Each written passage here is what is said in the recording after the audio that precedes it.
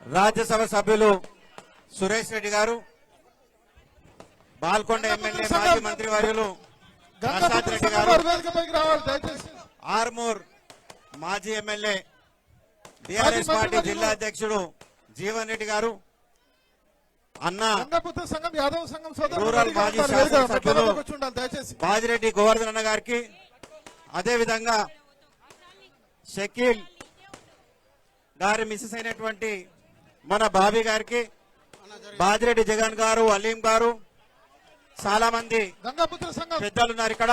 విఠలరావు గారు మాజీ జిల్లా పరిషత్ చైర్మన్, విజీ గౌడ్ గారు,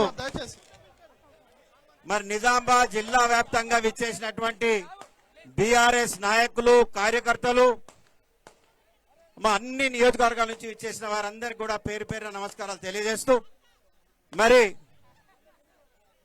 మన అక్క గత కొన్ని రోజులుగా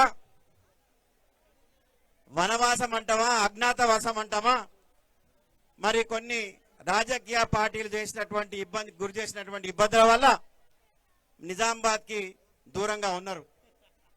మరి కడిగిన ముత్యంలా ఇప్పటిదాకా మన సోదరులందరూ పాట పాడుతూ చెప్పారు.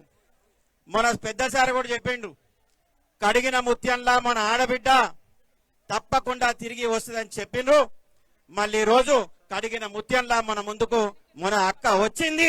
అందుకే నిజామాబాద్ జిల్లా వ్యాప్తంగా అందరు కూడా కదిలి వచ్చి స్వాగతం చెప్పడానికి వచ్చారు. మీ అందరు కూడా ధన్యవాదాలు. మన అక్క కవితక్క అలియాస్ బతుకమ్మ ఎప్పుడు నిజామాబాద్కి వచ్చినా మరి అంగరంగ వైభవంగా స్వాగతం అని చెప్తాం. ఈసారి తన ఆరోగ్యం బాగలేక బతుకమ్మ కొంచెం దూరంగా ఉంటే తెలంగాణ రాష్ట్ర వ్యాప్తంగా ఏ విధంగా బతుకమ్మ పండుగ జరిగిందో కూడా మనం చూడొచ్చు. మరి ఇప్పటి నుంచి మనం అక్కని కళ్ళల్లో పెట్టుకొని, కడుపులో పెట్టుకొని మనం జాగ్రత్తగా చూసుకోవాల్సినటువంటి బాధ్యత కూడా మనం ఉంది. గెలుపోటములు అన్ని సహజమే. ఆ రాజకీయ పార్టీ అయినప్పుడు గెలుస్తుంటాయి, ఓడుతుంటాయి. మళ్ళీ వచ్చే ఎలక్షన్లలో భారీ మెజార్టీతో నిజామాబాద్ పార్లమెంట్ సభ్యురాలుగా గెలిపించి మళ్ళీ పార్లమెంట్ కు పంపించాల్సిందిగా మీ అందరినీ తెలియజేస్తూ, మరి ఇక్కడ పెద్దలు ఉన్నారు, ఒక్కొక్కరు మాట్లాడతారు. 2 నిమిషాలు అందరం మాట్లాడుకుంటాం. ఇప్పుడు మన జిల్లా అధ్యక్షుడు జీవన్ రెడ్డి గారు మాట్లాడవలసిందిగా కోరుతున్నా.